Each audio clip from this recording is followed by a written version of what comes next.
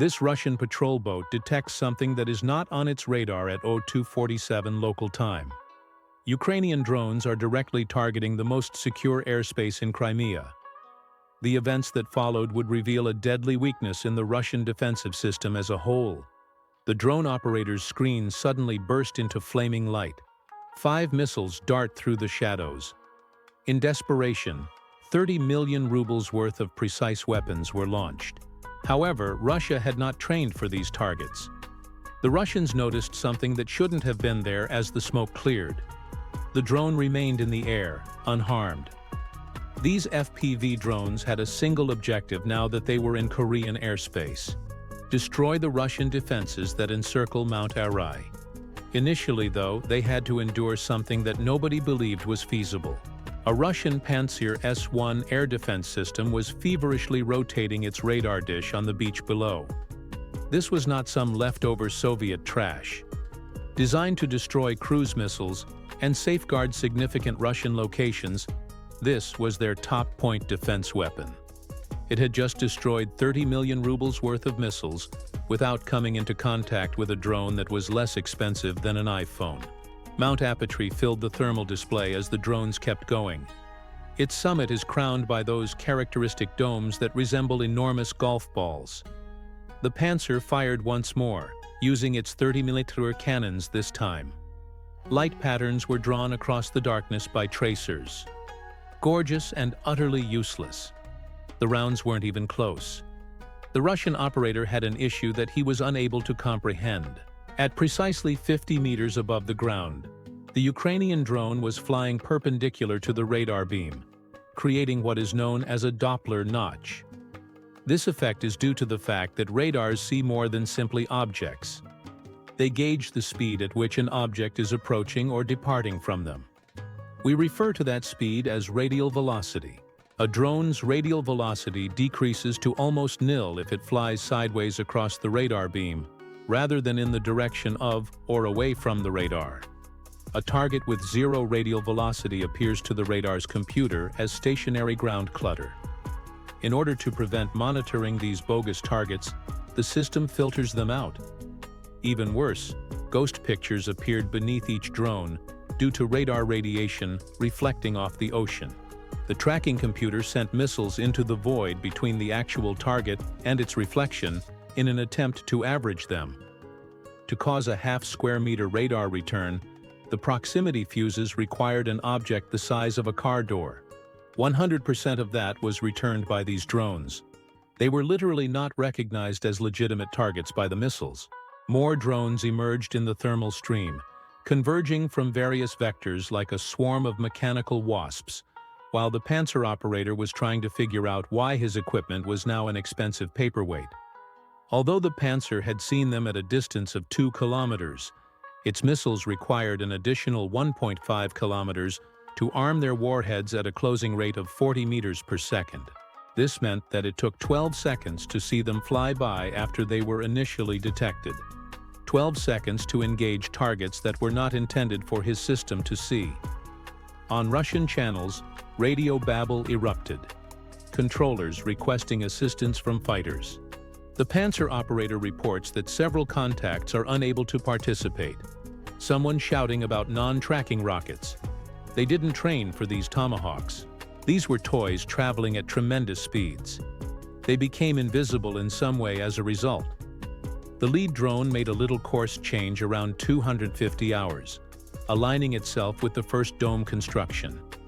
Hundreds of millions of dollars worth of radars, which could track ballistic missiles in orbit, detect stealth fighters, and provide early warning for the entire Black Sea region, were housed behind those protective shells.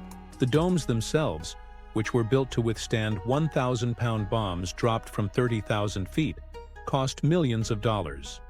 When the attack began from consumer gadgets soaring at treetop height, nobody had thought of what might happen. Other drones approached their designated targets behind the lead drone. The Pantsir operator's only options were to report his failure and observe his screen. His commander's reaction was prompt and urgent. Now scramble fighters. An Su-30 fighter dived through the pre-dawn darkness just as the Pantsir was about to give up.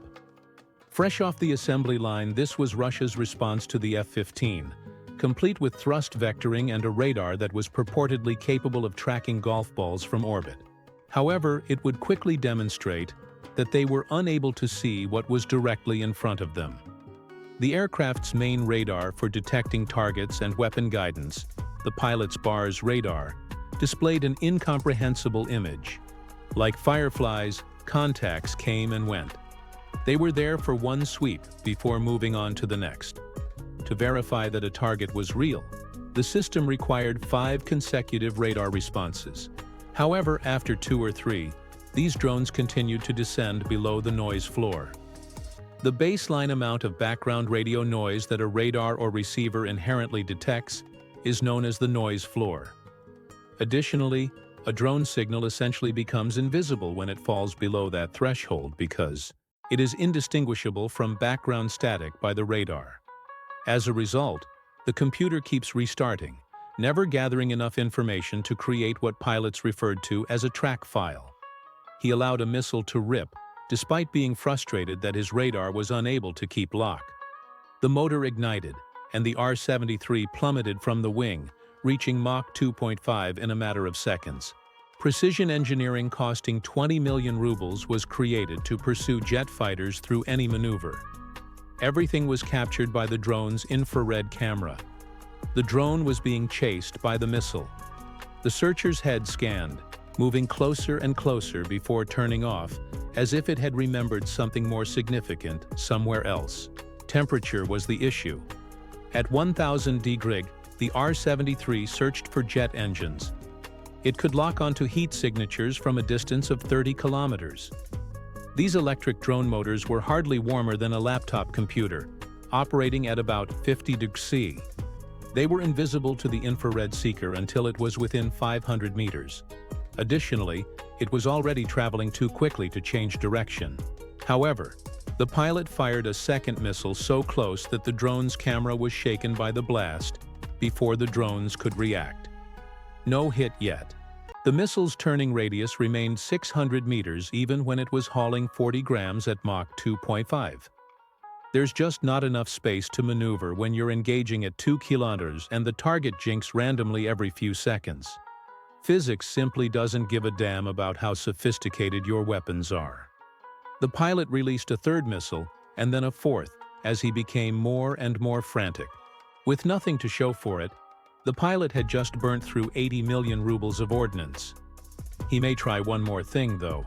This weapon is known as a GSH-30. Additionally, he started blasting 30mm rounds at a rate of 1,500 per minute at Euro 252. However, none of the shots were making contact. This is because, on the assumption that the target would continue to fly straight, the fire control computer computed perfect lead angles using linear prediction. These drones randomly moved 2 to 3 meters to the left or right every 2 seconds, which was rather visible. That tiny adjustment turned into a 10-meter miss by the time those shots had traveled a kilometer. While the drones were creating new problems, the computer was solving the one from the previous second.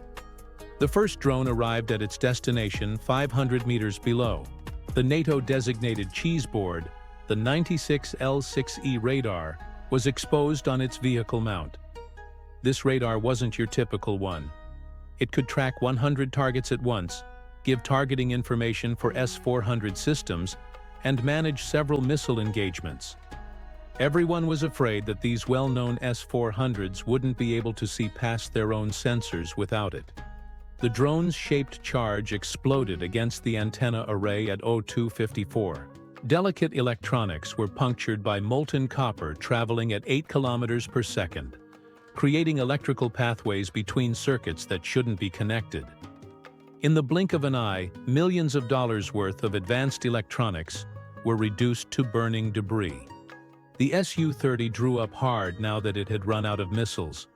The pilot reports that he was unable to contact ground control. His fuel gauge indicated that he had to get back to base right away. Hundreds of artillery rounds were fired, 4 missiles were fired, and there were no hits. More drones continued unchecked toward Mount Ai-Petri as he ascended. However, the pilot's radar displayed an incomprehensible image. These new contacts did not originate in Ukraine. They appeared out of nowhere, like ghosts emerging from the water itself, 10 kilometers offshore. The same implausible reading was obtained using ground control. The Russians were blind to what was in front of them because they were preoccupied with what was already in the air. 10 kilometers off the shore of Crimea, drones with FPV sat on launch rails. This floating platform is far away from their operators. The boats, which belong to the Ursula family but have not yet been given an official name, have been sitting here for 2 hours, totally undetectable from every radar on the mountain in front. It was geometry, not technology, that held the key. The Podol K1 radar on Mount Ai-Petri was able to track ballistic missiles in space and identify airplanes at a distance of 300 kilometers. Remarkable powers if you didn't know the basics of trigonometry. With a minimum depression angle of -2 degrees and an elevation of about 3,600 feet. Within 10 kilometers of the coast, the radar was physically unable to detect anything lower than 43 meters. 5 meters above the waters, these boats cruised. They weren't avoiding being discovered. Physics had carved a blind area the size of a small city into the coverage as they sailed over it. The USV started launching more drones with electronic motors that were whirling up like irate hornets after witnessing the first drones take out the S-400 radar. However, it was this mechanism that allowed these FPV drones to operate dozens of kilometers offshore. You see, Ukraine doesn't use a single radio signal to send drones straight from Odessa to Crimea. That would not be feasible because the connection would be blocked after only a few miles due to the Earth's curvature and distance. Rather, they employ relay boats, such as this one, which is located 10 to 20 kilometers off the shore of Crimea. With large antennas and powerful radios or Starlink connectivity, these boats function as floating cell towers. The boat receives commands from the drone operator in Odessa over an encrypted internet connection. The drones in the vicinity receive those commands from the boat. The video feed from the drone follows the same route in reverse, bouncing from the drone to the boat and back to Odessa in a matter of seconds. With this configuration, Ukraine can go more than 200 kilometers without the need for dozens of boats. The job can be completed with just 3 to 5 offshore relay vessels. While secure long-range data cables manage the distance between the operator and the boats, they remain near enough to the drones to provide a clean, low-latency connection. This technique allows users to fly drones precisely deep within Russian-controlled airspace while remaining safe far from the front line. This indicates that they were using what was essentially a floating Wi-Fi extension to control everything while flying combat missions while sipping coffee. Russia would never be able to hit the signals, even if they discovered where they came from. As morning drew near, more boats could be seen at 2257 hours, each starting its own swarm. There were no military attack patterns formed by the drones that could have set off alarms. Rather, they dispersed like startled birds, each on a seemingly random journey that would miraculously come together on a Petri dish at just the right time. Sometimes it's funny how nature operates. These boats should have been detected by coastal radars, but they were set to miss them. Anything traveling at less than 20 knots was filtered out as civilian traffic by signal processors. Cargo ships and fishing boats are not worth military systems' attention. These USBs looked just like any other non-ferret clogging up the site, as they purposefully cruised at 15 knots or less. They chose to be undetectable to the computers monitoring the coasts of Crimea. The lead drone of the second swarm got close to the base of the first dome within 2 minutes of this fresh launch. Just slick concrete and fiberglass, designed to withstand aerial bombardment, no windows or doors. However, the Ukrainians had discovered what the designers had missed: ground-level emergency access panels that allow maintenance personnel to enter.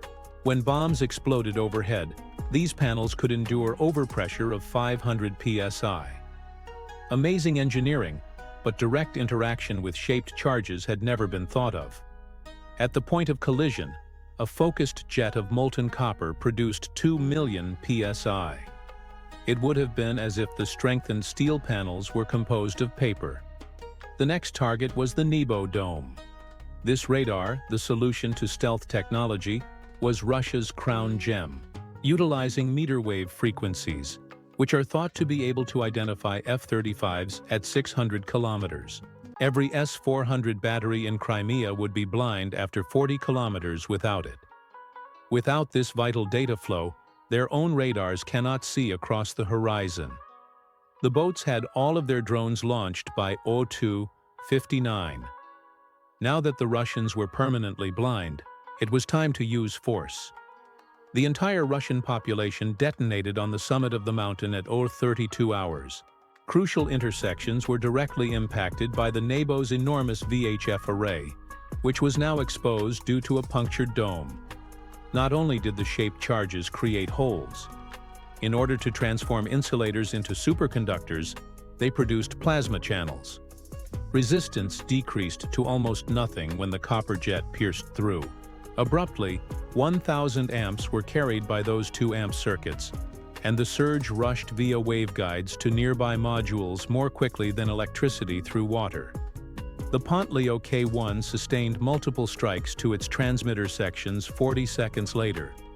This radar tracked cruise missiles by hugging the ground at a distance of 300 kilometers, while keeping an eye on Crimea's low-altitude approaches. Without it, the defensive network could not see anything below 100 meters in altitude. In a matter of seconds, years of coverage disappeared. The BK-16 landing craft was visible in the thermal feed from a distance of 3 kilometers. The team used every weapon at their disposal after spotting approaching drones. Small arms, 14.5mm deck guns. The boat's navigation radar does not compute firing solutions, but it does display approaching dots on the screen. They were firing at hope and shadows. The BK-16's designated drone disregarded the defensive fire entirely. These weren't clever weapons that could be tricked or jammed. They followed GPS waypoints to impact with mechanical surety, demonstrating their intelligence and determination. Just as it struck its bow, the thermal cut. The waterfall picked up speed once it was back on the mountain. The S-400 batteries that guarded Crimea, weapons that everyone feared might swat any aircraft from the sky and reach a distance of 400 kilometers, had just turned into pricey lawn ornaments. In order to see beyond their own 40-50 kilometer radar horizon, they required the Nebo's 600 kilometers early warning. To find anything below 100 meters, they need the Podliot's low-altitude tracking. For the purpose of coordinating system handoffs, they need the still-burning 96 L6E. Their operators could only witness what transpired in the absence of those radars. The last casualty was the Ai-Petri command post. There was more to this bunker than just computers. It was the brains behind the network-like operation of Western Crimea's air defense. Every engagement command, every trace, and every identification passed through systems that will soon turn into costly smoke generators. The reinforced door was transformed into contemporary art by the shaped charge. Everything within, including computers, wires, and confidential documents, started to burn as fire broke out from the door. Secondary explosions suggested the cooking of something volatile, most likely fuel or munitions. This place had no command capacity at all. The chain broke apart without these resources. Targets for fire control radars could not be found by acquisition radars. Tracking information was not available for fire control radars to allocate to launchers. Launchers were unable to obtain the data required to direct missiles to intercept. There were no backups within 100 kilometers, and all links had been cut at the same time. If you enjoyed this video, make sure to subscribe to my channel, WW2 Revealed, for more incredible stories and untold moments from history.